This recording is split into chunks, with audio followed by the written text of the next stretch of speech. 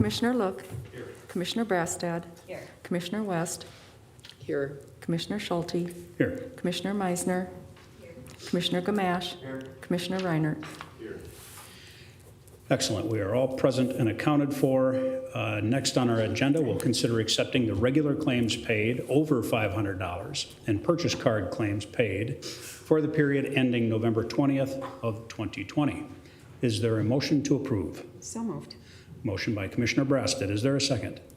Second. Second by Commissioner West. Any discussion? Seeing none, this is a roll call vote. Commissioner Brastad. Aye. Commissioner West. Aye. Commissioner Schulte. Aye. Commissioner Meisner. Aye. Commissioner Gamache. Aye. Commissioner Reiner. Aye. Commissioner Look. Aye. And that item passes. Next, we'll look for approval of the minutes from the November 24th, 2020 County Board meeting. Is there a motion to approve? So moved. A motion by Commissioner Look. Is there a second? Second. Second by Commissioner Meisner. Are there any comments, corrections, additions? Seeing none, all those in favor, please signify by saying aye. Aye. Anyone opposed? Those minutes are adopted. Next on your agenda is Chair's remarks. I have none for you today, so we'll move right into the committee reports, and we'll turn to Commissioner West for her Management Committee report. Thank you, Madam and Mr. Chairman. And my report is all informational, and that concludes my report. Thank you, Commissioner West. That's quite speedy. Next, we will move to a public hearing to receive public testimony on proposed changes to the capital improvement program for the 5-year period from 2021 through 2025. And I'll turn it over to Tony. Mr. Chair, members of the board, I will now convene a public hearing. The purpose of the hearing, as the chair has stated, is to receive public testimony on its proposed changes to the capital improvement program for the 5-year period 2021 through 2025. Notice of this public hearing was published in the official county newspaper on November 20th, 2020. I asked the clerk to make that part of the record of this particular hearing.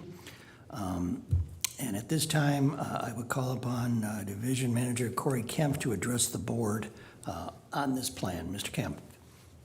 Thank you, Mr. Palumbo. Mr. Chair, members of the board, the public hearing we're holding today is on the capital improvement plan, and this is required under statute. Anytime we may be in the bonding market, and we do this annually just in case we are in the bonding market. It's part of the debt requirements with that. So again, a capital budget includes projects over $100,000, which is improving the county's infrastructure, and this relates directly with the capital improvement plan, not the capital equipment plan, which is the equipment costing over $25,000 in vehicles. So if you look at our summary of projects by the program, the public hearing is on the capital improvement plan totals, which is $106 million for 21, 75 in 22, 136 in 23, 94 in 24, and 89 in 25. Keep in mind that this is a plan. You are not funding any projects by adopting this. A capital improvement plan or a capital program that we have is purely just a planning tool or document to show what we anticipate coming.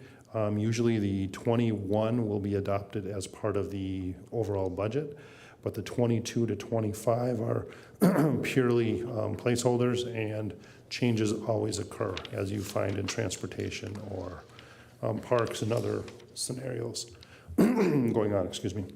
So again, the funding sources, majority of it comes from grant funding or other types of funding sources, and so this is highlighted here. Transportation, parks are some of our major categories and facilities, and that's where you're going to see the majority of the money coming through. So with that, the 21 was $111 million, including the equipment, and this will be part of the budget we talk about, and we talked about this last night. And again, this shows you where our proceeds come from, the breakdown between state, federal, and others. Are there any questions? Any questions for Mr. Kemp? Is there? Commissioner Meisner. Thank you, Mr. Attorney. Yeah, actually, a quick questions about the categorization of special projects. Because last night, you had mentioned that primarily the special projects are for, in fact, public safety. So I'm just curious why we're not calling it public safety versus calling it special projects. Thank you, Commissioner Meisner, Mr. Chair, and Commissioners. The other, what it represents are facilities that we have, but it's not in our normal facilities mode, because a lot of the facilities costs that we have are dealing with our current facilities. And this is just talking about new facilities that we may be looking at doing, and this is going to be some more discussion that the board will have at a later time. So Yep. mainly just for us to be flexible. Okay, thank you. Okay, other questions for Mr. Kemp? Okay. Seeing no other, Commissioner Look. Thank you, County Attorney. Just a quick question. I see the bond proceeds of $50 million is planned, or in the plan. Does that impact so in terms of planned indebtedness, does that impact our credit rating at all, or the way a credit rating agency would look at us? Mr. Chair, Commissioner Look, no, it would not. Issuing bonds doesn't impact our credit rating. The current level of bonding we have is so far below our threshold that we could bond for that it will have zero impact on that. I mean, they will obviously continue to look at our overall cash flow and ongoing cash needs. Are we bringing in dollars? Do we have appropriate reserves? Are we managing our reserves? Those are the things they look at. But the fact that we're issuing debt for a specific reason would not, in fact, cause any rating agency changes. Okay. Other questions by the board? Mr. Kemp? Okay. Seeing none, we will go to the public comment portion. Our notice did provide that any members of the public who wish to send in comments could do so at an email address as stated in the public notice. I'm going to ask Administrator Sivarajan, have we received any public comments pursuant to this notice? No, we have not. Okay, the notice also stated that anyone could ask for telephonic access to this meeting. Have we had any requests for telephonic access that you're aware of? No, we have not. Okay, so to the best of your knowledge, we've had no public comments received by administration on this, correct? Correct. Seeing no public comments at this point, I would then close the hearing and turn the matter back to you, Mr. Chair. Thank you, Attorney Palumbo and Corey. And I will turn to the board now. And is there an offer of Resolution 2020135, the adoption of the Capital Improvement Program for 2021 through 2025? There is an offer of the resolution by Commissioner Reiner. Is there further discussion? Seeing none, this is a roll call vote. Commissioner West, Aye. Commissioner Schulte, Aye. Commissioner Meisner, Aye. Commissioner Gamache, Aye. Commissioner Reiner, Aye. Commissioner Look, Aye. Commissioner Brastad. Aye. And that item passes. Next, item 9 on your agenda, we'll consider Resolution 2020136, the County Board adoption of its final tax levy and final operating budget and capital improvements budget for 2021 program year for Anoka County. Is it your interest to have more information presented here, or would you like to move the resolution and move through this? We could certainly have more information. We had it last night. We've had it a number of times, so you all are well aware of it. The public's seen it a time or two now, so it's up to you. I'll offer the resolution, Mr. Chair. Resolution 2020-136 has been offered by Commissioner Brasted. Is there further discussion? Commissioner Meisner. Thank you, Mr. Chair. I mean, just commentary, because at the workshop, we obviously really talked in depth about this. And part of the conversation was the 2% merit for staff. Is that this one? No, that comes up on item 11. Okay, I will wait for my commentary for item 11. Thank you.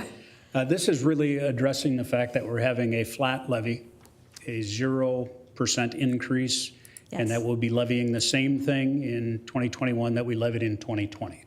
That's essentially what this is, and it does refer to our capital improvement budget as well.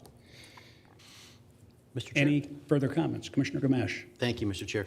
I just want to thank staff, all of the staff from County Administrator under Sivarajan and all the way down, everybody that's worked on this budget so hard all year long. It's been a difficult year. A lot of flexibility was needed by staff, and they did a great job. And I appreciate the fact that when we tried to look to have a budget that came in at 0% increase, they were able to provide that. That was almost, Herculean type of of a budget year. So I appreciate that. That really goes a long ways to try to help the county board make the decision and also help our residents on their taxes in the upcoming year. So I appreciate all the hard work that's gone into this. This is a good budget. We're getting things done, and we're continuing to move along on some projects that needed to be finished. So I appreciate that. And I think it was well laid out and discussed, and we had a great conversation last week about how we were going to do this or what this budget meant. So I appreciate all the work. Thank you. Thank you, Commissioner Gamache. And I will say to the public, and you all know it too, that the CARES Act and the dollars infused to local governments helped make this happen. But for those dollars, and Anoka County residents are smart enough to know it's their dollars. It's their dollars that were sent to Washington, D.C. And as dysfunctional as our federal government can be at times, they stepped up during the CARES Act to make sure that they got money back to the local governments. And the state of Minnesota made that happen as well to make sure it got down to our level, down to municipalities and counties to help us keep our budget flat. So we'd love to take all the credit here in-house, and the county has done a fabulous job, but with the help of the federal and state government as well. Are there any other comments? Seeing no other comments, this is a roll call vote. Commissioner Schulte, Aye. Commissioner Meisner, Aye. Commissioner Gamache, Aye. Commissioner Reinert, Aye. Commissioner Look, Aye. Commissioner Brastad, Commissioner West. Aye. And that item passes. Now we're going to move on to item 10, which is a resolution 2020137, where we'll look at adopting the public safety tax levy for program year 2021. Is there an offer of the resolution? I'll offer the resolution. The resolution has been offered by Commissioner Brasted. Is there any further discussion? This is the same levy as last year, $1,750,000. And it funds a great deal of our public safety technology throughout the county. Are there any further comments? Seeing none, this is a roll call vote. Mr. Chair, quick question. I'm sorry, Commissioner Look. When does this public safety levy expire? That will be in 2023. Okay. Thank you. This is allowed by statute, and that statute sunsets in 2023 unless we lobby to extend it. Commissioner Meisner. Thank you, Mr. Chair. Yeah, and we did discuss this last night as well, because I had the same question. I wasn't sure if it was 2023 or 2024. And just for the folks who didn't watch last night, you had mentioned that if we do want to extend this, then we should be having some serious conversation, kind of strategy around that. But from what I understand, this is obviously a joint powers partnership, and then the cost going forward is unfortunately does not sound like it's going to sunset in 2023.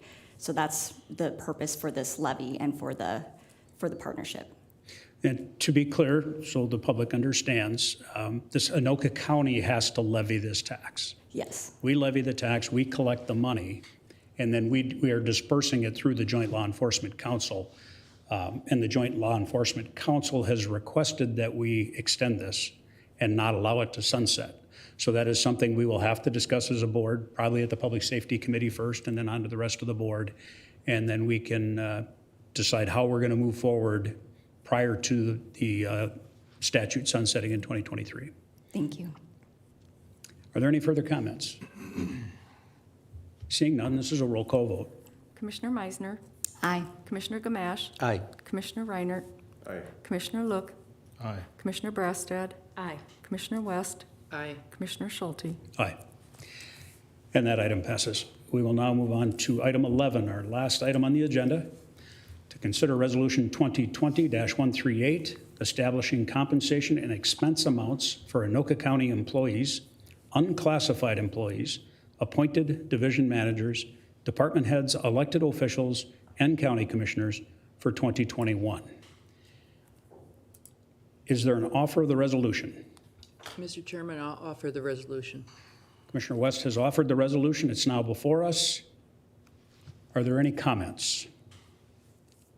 Commissioner Meisner. Thank you, Mr. Chair. So I'll rephrase my comments for the correct portion of the agenda. As I was saying, just for transparency's sake, we had an in-depth discussion. So I was really pleased to see that we are able to do this. Obviously, this is a stressful time for everyone, and I know that the optics sometimes can quote unquote look unfavorable. However, I think that it's really important for us to do a good job to recognize that government really is people, and we've all said that our biggest assets in Anoka County is our staff. So just commentary about that. And, you know, over this last 9 months of COVID, I've seen so many, meetings that I've been to, committee meetings, and residents struggling. And I have a question for you, Mr. Attorney. I believe that I can legally myself as a commissioner not be part or decline my 2% increase. Mr. Chair, members of the board, that is correct. You can choose to refuse to take the compensation that has been assigned to you. Okay, thank you. So I would like to officially then decline my portion for the reasons that I just stated.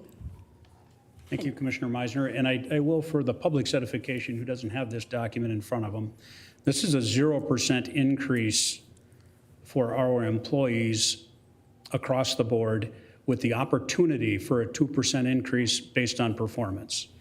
That also holds true. This is for all our non-organized employees. The organized bargaining employees will bargain specifically on their own contracts. The 2% does also apply to elected officials, both county commissioners, the attorney, and the sheriff. And yes, everybody, any one of those had the opportunity to say, I don't need it. And it doesn't have to be publicly. You can do that privately with ER afterwards, if you choose to. Are there any further comments? Commissioner Reiner. And yeah, I was going to, I guess, mention too that 2% of this will be taken up with the management committee and will be discussed, and then those recommendations will come forward to this board for final approval. But this does represent a 3% raise, correct? No, this is a 2% performance-based merit raise. The 3% you see in your document there, and I apologize for not calling that out, that's a steps and lanes shift or a lanes shift to get our minimum salaries and upper end salaries all aligned. So we're more in the market with other counties, other agencies that pay. We want to make sure we attract the finest and best employees and keep our employees. And to do that, we found that we needed to shift the 3% on the lanes. But the 2% being discussed is a later consideration to be taken up by the management committee, correct? I believe that's incorrect. I think this is a 2% we're granting now to department heads and division managers to determine if their employees are performing at the level they're expected at or better, they would get this 2%. So it's a 2% merit base that we're granting approval right now across the county for all non-bargaining employees. Okay, I guess the confusion for me then was the last sentence of the therefore be it resolved. The approval authority, the approving authority for these job performances increases hereby delegated to the management committee. So It's in the first paragraph at the end. In the first paragraph? Yep, at the very end of first at paragraph. the very end, last sentence, it says second paragraph. the approval Third, I'm authority sorry. of these job performance increases is hereby delegated to the management committee. And that kind of told me that it's delegated to the management committee then for recommendation to be then later approved by us. But I guess maybe I can just ask for some I will- clarification on that. I'll turn to Corey. He's at the podium. I'm sure he's got an explanation so we understand this Straighten us better. out, Corey. All right. Thank you, Mr. Chair. Commissioners, my name is Corey Camp. I'm the Finance and Central Services Division Manager, and hopefully I get this exactly right. Steph isn't here. She's the expert on this, but my understanding with that language is that going back to rules and regulations, the merit, the way we have our performance system set up, currently we're all doing evaluations of employees now, and that's due in December. We have to declare by October if we have employees, I think it was, or a couple weeks ago, we had to declare if we have employees who are not going to meet, minimums, who are not going to, meet satisfactory. Those employees would not be eligible for the merit without going through a plan. Okay, and so I believe that stating the management committee has authority, but under rules and regs, that authority has been delegated to the employee relations through the performance plan to enact this going forward, if that makes sense. So it's already there. So the action was already taken by the management committee through the delegations and the passing of the rules and regulations in the past. So. So this is giving the management committee authority that they've already delegated. Correct. Based on policy. It's a shorter way of saying it, maybe. Okay, thank you. Okay. Are there further discussion? Commissioner Look. Thank you, Mr. Chair. Just want to comment on this. We had a budget discussion in a work session concerning what the levy was going to come out to be.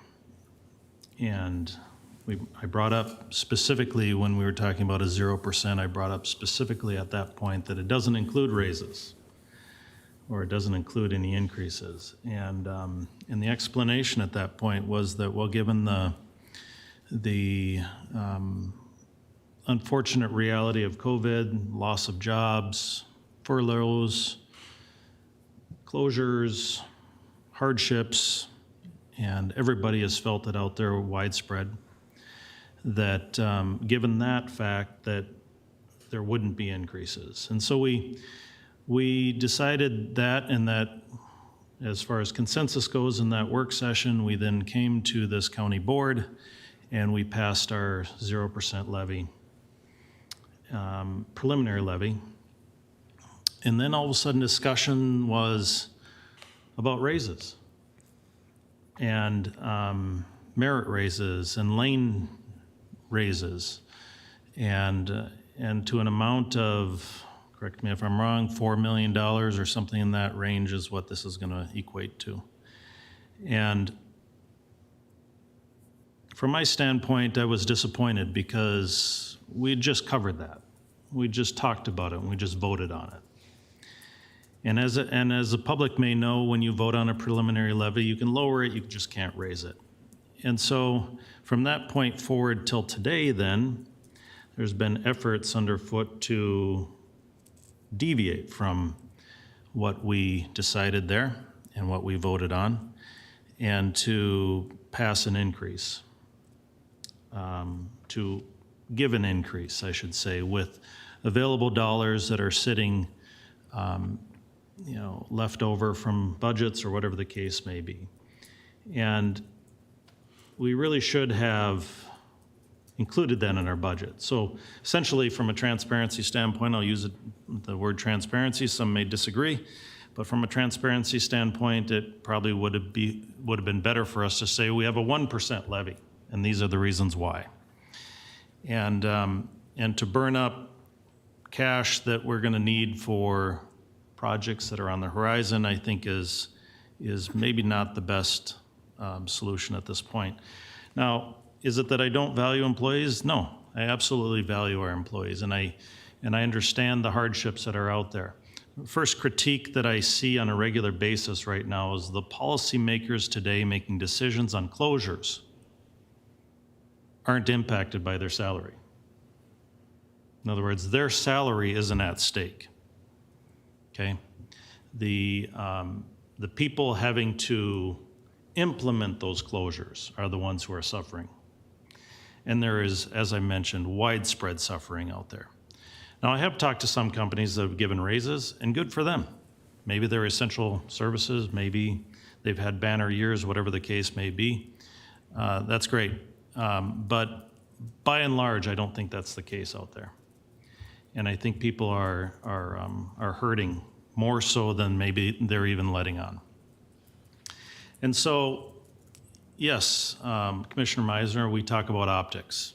We talk about what this looks like to the public. We talk about asking the public, so taking this cash and rather than reducing the levy even more, you're taking the cash and using that cash, you're essentially saying that we want to take money out of the public's pocket for raises. And I'm opposed to that. I'm opposed to that. Not from the lane standpoint. I think we do have to maintain competitive salaries in our lanes. We cannot say we offer $30,000 for a job when everyone else is offering $60,000 for a job, for example. We have to keep competitive in order to make sure that when we go out for applications and have people apply for jobs, that they don't look at the offer and say, are you kidding me? I would never work for that. We have to stay competitive in that area. But as far as raises go, I think the scenario right now is if you have a job today, if it's not been interrupted, if you haven't suffered the hardship, that is a benefit to you unlike what most other people do not have today.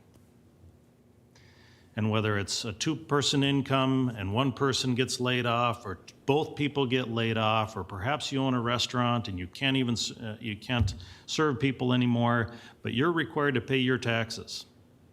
Okay, that is a hardship right now that people they're going under. Businesses are getting closed. You see it everywhere. You see it in your own community. You see it in your own backyard.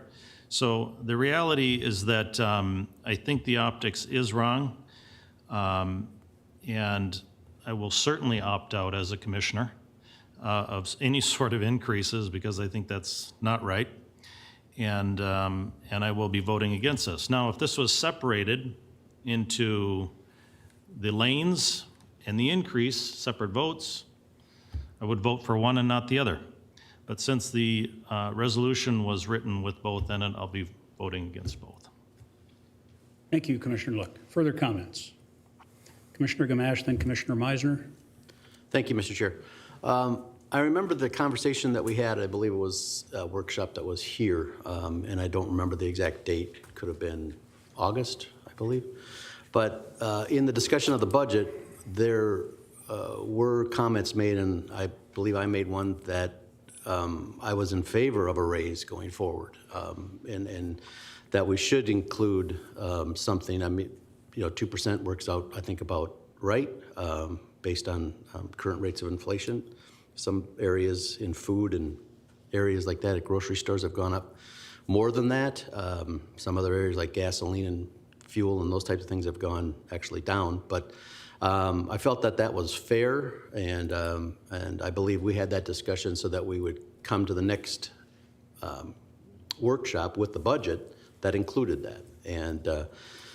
So I was under the impression that that was going to be included in because commissioners wanted. There were enough commissioners. I believe there was at least 3 or 4 of us that indicated that we were in favor of that.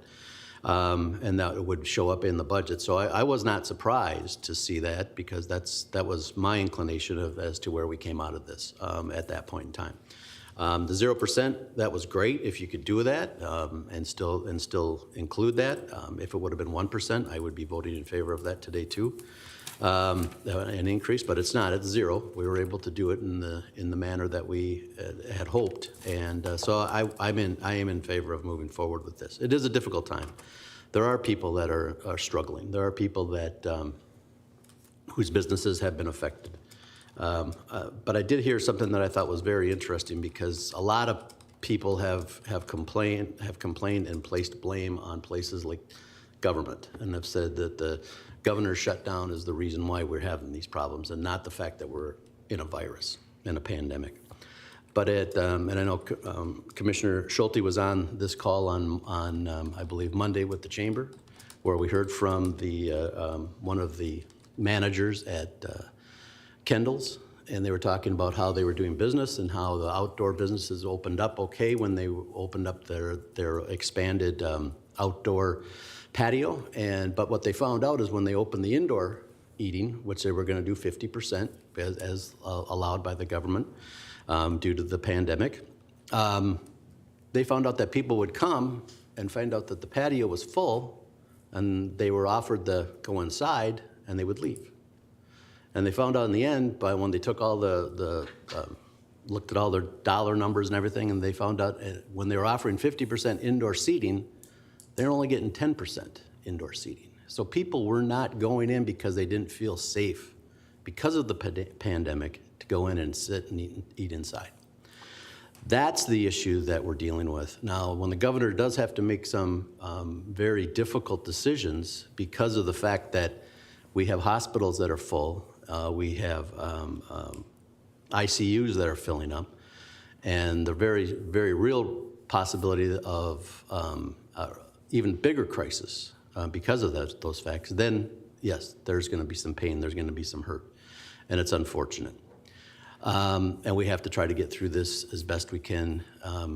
But down the road, in a very short period of time, actually, as you look at it, there are vaccines and they're coming. So the thing now is just to try to keep as many people as we can safe and healthy until we get to that point in the vaccine. So I'm going to support this. Again, I believe we had talked about it, we had that discussion, and this is exactly the budget that I had hoped for. I'm going to vote positive for this one. Thank you. Thank you, Commissioner Gamache. Commissioner Meisner and then Reinhardt. Thank you, Mr. Chair. Yeah, and I was just going to share that I had a different recollection than Commissioner Look about, this was one of the first initial workshops talking about the budget. I do remember Administrator Sivarajan kind of telling us to be prepared for a possible 0%, any kind of increase because of the pandemic. Commissioner Brastad, I believe, was the first commissioner who said, if there's a way to support our staff, I would like to see the options. And Corey at that time said, well, let's look at the numbers later because this is all very fluid. So it seemed to me like a very open-ended how, you're right, there was not a clear definition of how we would give a raise to staff at that initial workshop, but the desire was there. And then we did speak about, again, all initially having a 0% levy increase. And again, the driver for, I think, all of us was because of the hardship of our residents. How can we do our part as government to tighten our belts and do the best that we can? So that was the first initial workshop. Again, there was not a clear solution of how we were to do that. So then in this most recent workshop, this was presented as a way. Now, I will say, Commissioner Look, I do agree with you in philosophy, and I said this at the workshop, that the Asset Preservation Fund is there for a reason currently. We did, in fact, use the Asset Preservation Fund last budgetary season as well to lower the levy from the preliminary of 4.9% to 3.9%. I voted no for that based on the philosophical reasons that you're stating. However, today, with the pandemic, if it is a tool that can be used, again, to support our biggest asset, which truly is our staff, then this is the action that we can take. So I will be supporting this. Again, I definitely hear and feel everything that you are saying about the hardships in our communities, which again is why too that I personally am declining my increase, but I will be supporting this. Thank you. Thank you, Commissioner Meisner. Commissioner Reinhardt. Just a point of clarification on what we're voting on here. So this is non-bargaining units, and so it's a non-union, correct? And I guess question, where are the unions coming in as far as increase on the negotiations, or don't we have that information yet? I will turn to Administrator Sivarajan. I believe we're not in the depths of those discussions yet, but I will let her tell you that. Thank you, Mr. Chairman, members of the County Board, Commissioner Reinhardt. We are still in negotiations. We do have some that were settled that cover part of this year, and I believe that those were at 3%, Do you recall correctly? I know that most of our bargaining units are out at this point in time and up for renewal.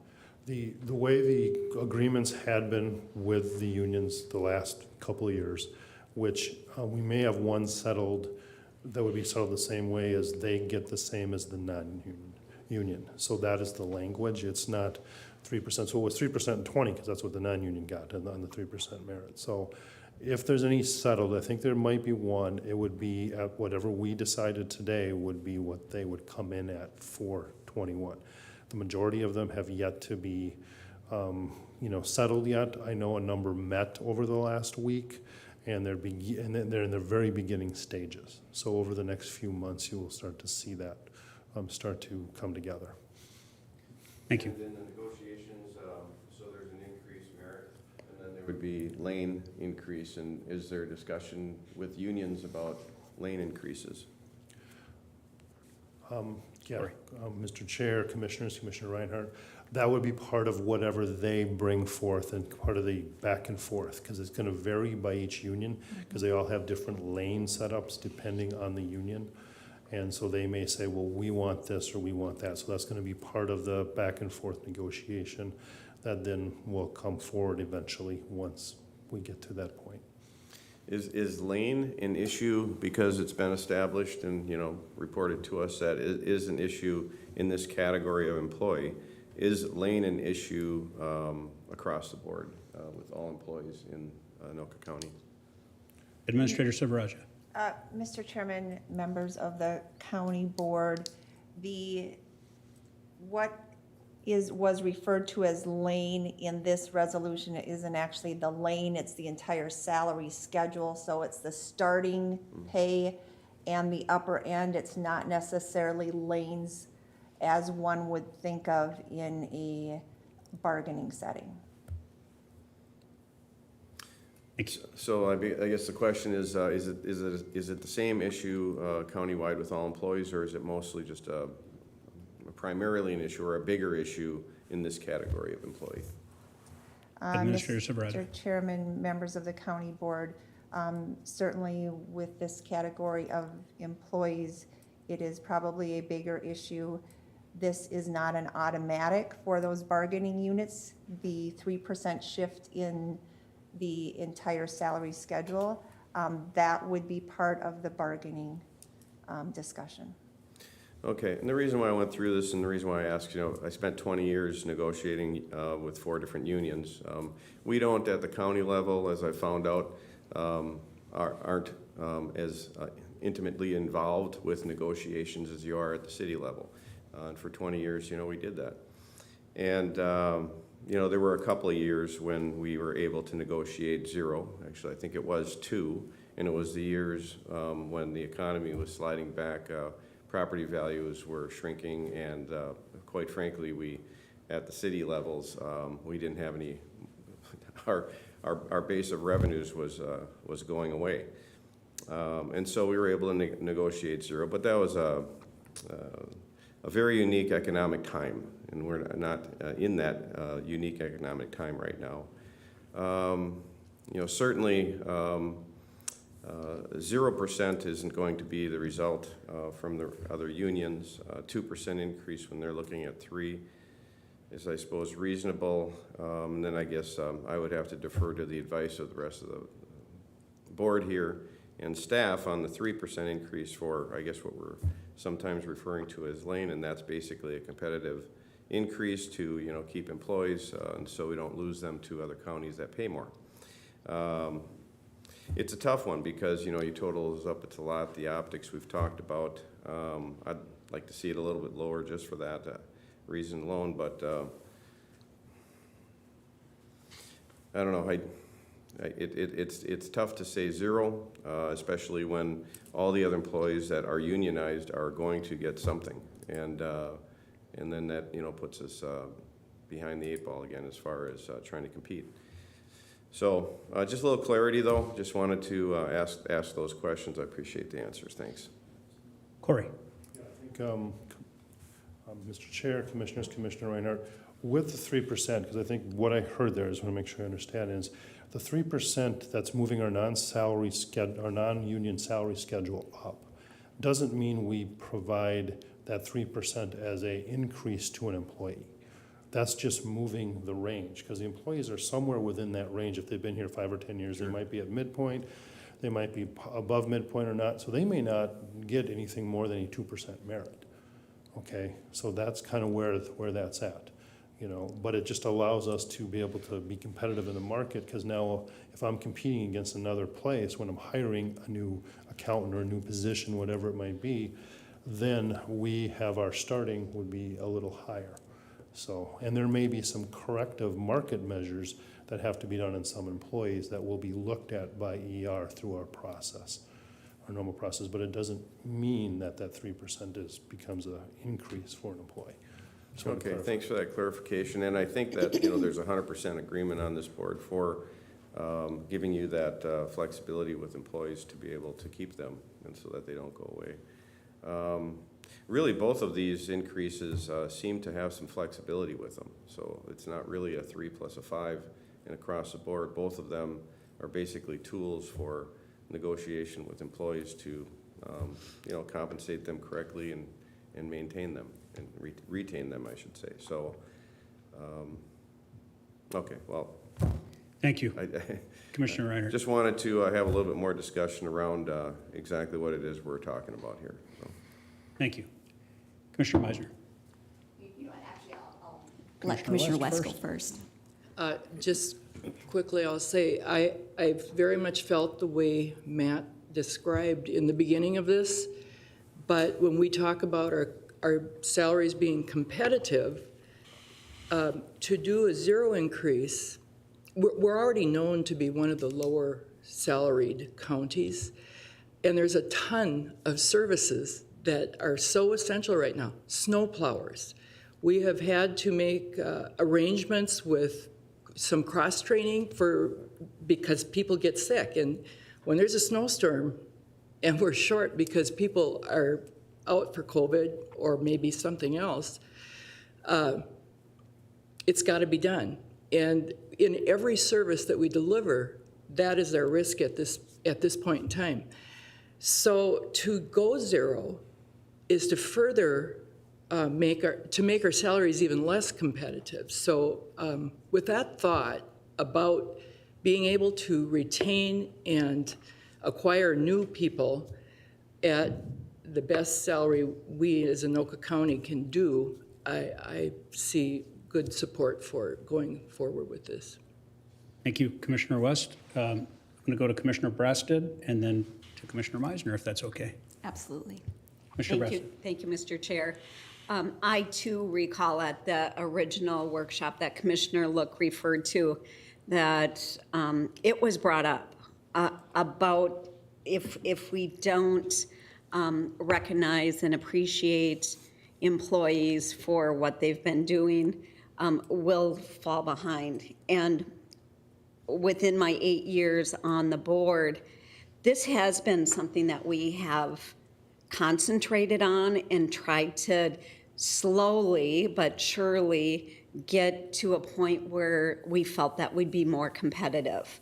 And so we wouldn't be losing these key employees to other places. So that was brought up as a major concern in our original workshop.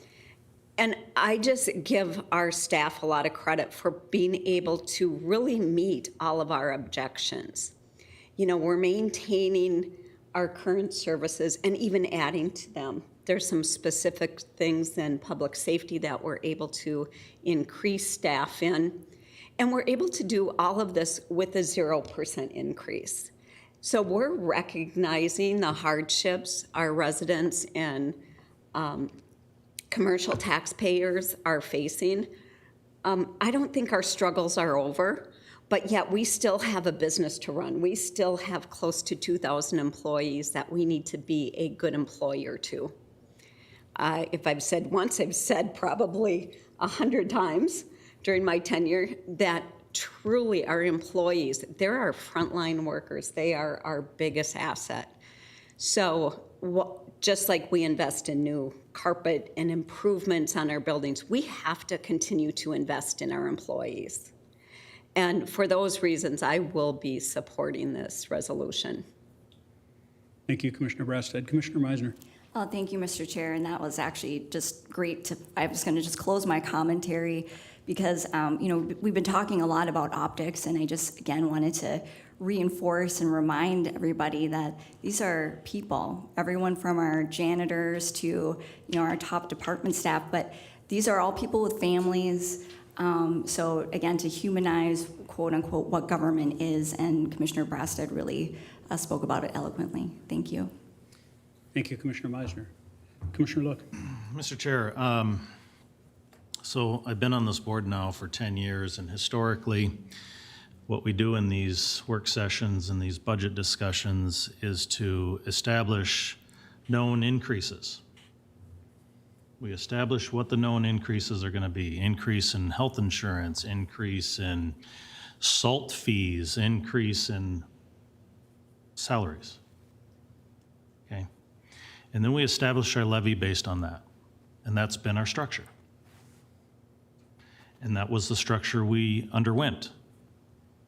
Except now what we're doing is we're changing, and we're changing in two capacities. We're saying a 0% levy, and then we're going to find some cash here to try and pay increased salaries. And we're going to take it from a fund that isn't designed for ongoing expenses. It's designed for one-time expenses, the Asset Preservation Fund. Okay?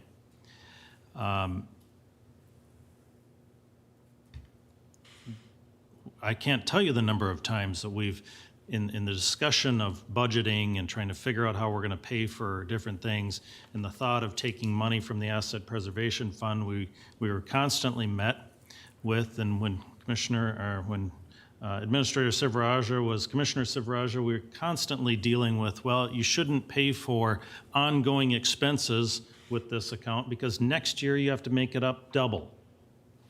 Okay?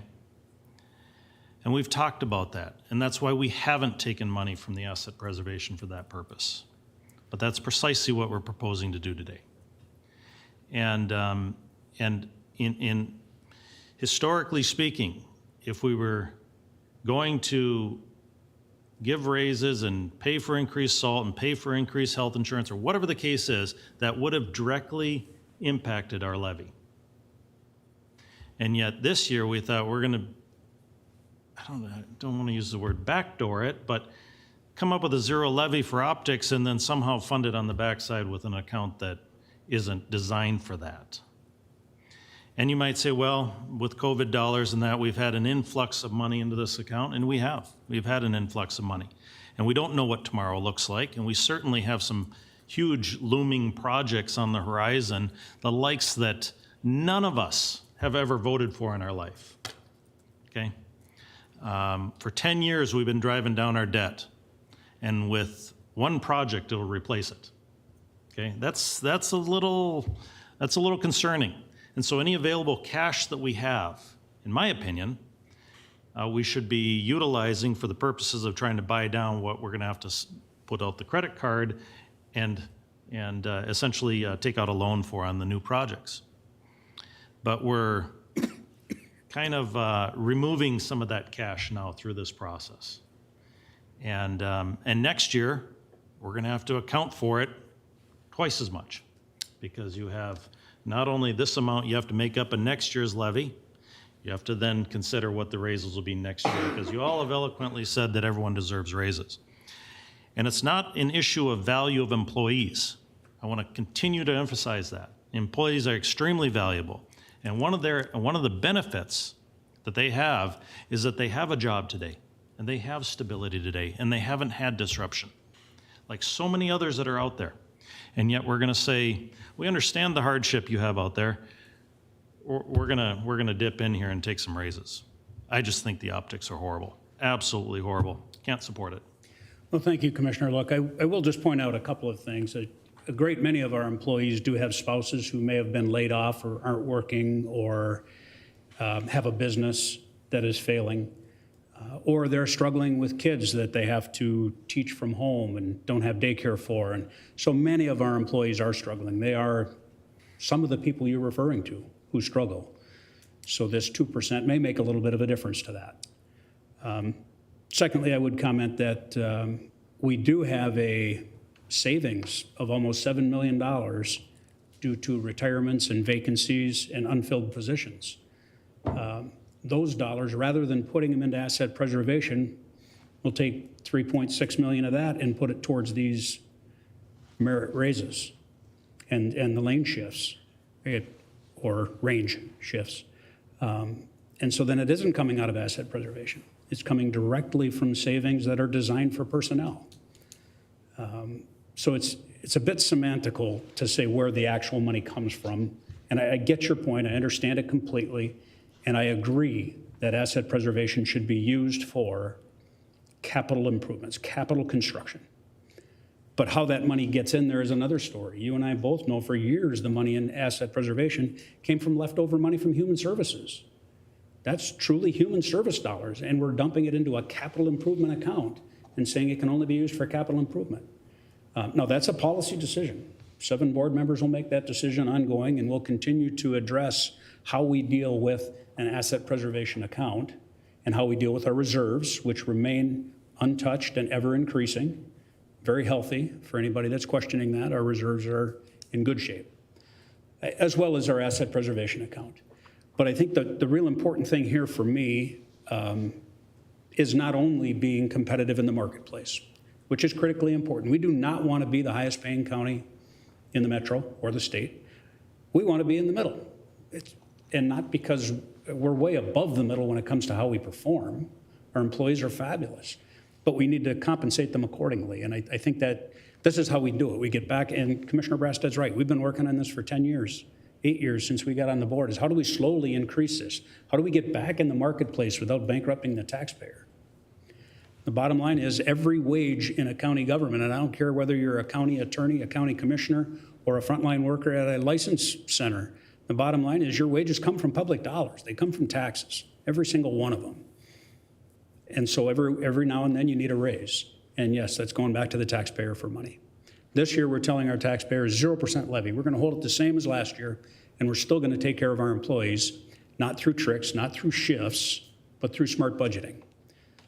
So I am going to support this. I believe it's been transparent and open. We did talk about it at the work session, both work sessions.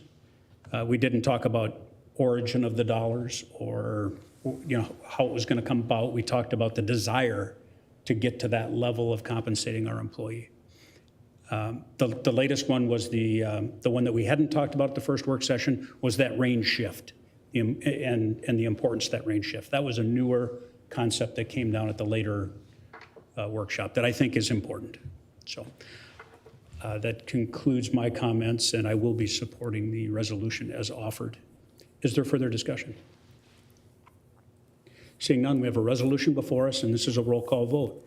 Commissioner Gamache. Aye. Commissioner Reinert. Aye. Commissioner Look. Opposed? Commissioner Brastad. Aye. Commissioner West. Aye. Commissioner Schulte. Aye. Commissioner Meisner. Aye. And that item passes. Is there anything else to come before the county board? Commissioner Meisner. Thank you, Mr. Chair, and I apologize. I should have brought it forth earlier in the agenda. I just had one question about the minutes. And my question was, do we want to adopt or amend the minutes? Because the last meeting, Commissioner Look brought up a very good discussion about abatement for COVID-related hardships for property taxes for October 15th. But there wasn't actually a formal resolution. So that was just my only question, if we wanted to put that into the minutes officially for last board meeting. I think we've determined that to put it into the minutes, it should be an official action to make Okay. it into the minutes. Most commentary, most comments don't need to be in the minutes. Right. And because there was no formal action Okay. taken by the board, Perfect. it wouldn't rise to the level of being documented in the minutes. If I understood all that correctly, I think Thank that's you. accurate. Anything else to come before the board? Seeing none, we are adjourned. And your rail authority